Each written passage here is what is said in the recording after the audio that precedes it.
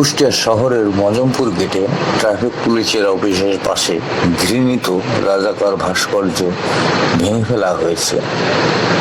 গত রবিবার সন্ধ্যার আগ মুহূর্তে মজমপুর গেটে বাংলাদেশ ছাত্র শিবির কুষ্টিয়ার নেতৃত্বে কর্মী ও জনতাকে দেখা যায় 25 ফুট লম্বা রাজাকার ভাস্কর্য ভেঙে ফেলছে।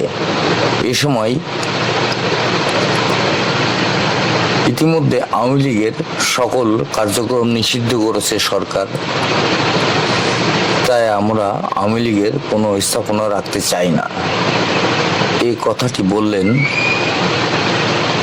শিবিরের এক কর্মী। স্বৈরাচার আওয়ামী লীগ সরকার আমলে 2009 সালে এই ভাস্কর্য নির্মাণ করাই ভাস্কর্যের কি ভেঙে ফেলা হচ্ছে। সে লক্ষ্যে এই ভাস্কর্যটি ভেঙে ফেলে মজমপুর গেটকে কলুষিত মুক্ত করতে পবিত্র করা হলো। বাংলাদেশের যে প্রান্তে ফ্যাসিবাদ আওয়ামী লীগ এর আস্তানা আছে, ইসলাম বিদ্বেষী কার্যকলাপ আছে, সব ভেঙে ফেলা হবে।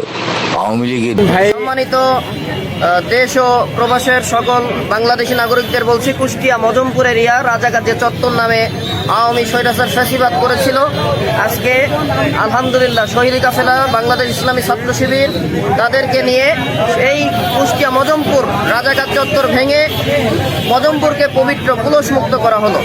সকলে বাংলাদেশের যে যেখানে আওয়ামী ফ্যাসিবাদের যত আস্তানা আছে, যত ইসলাম বিদ্বেষী কার্যকলাপ আছে, সবগুলোকে ভেঙে গুড়িয়ে বাংলাদেশকে ইসলামী পুনর্জাগরণ করার জন্য সকলে ঐক্যবদ্ধ হয়ে কাজ করুন। আসসালামু আলাইকুম ওয়া রাহমাতুল্লাহ। এবং মূর্তি মুক্ত করার একটা ব্যবস্থা, তাই না? যে এবং মূর্তি প্রতিমা মুক্ত আল্লাহর নাম ফলক দিয়ে বাংলাদেশের সকল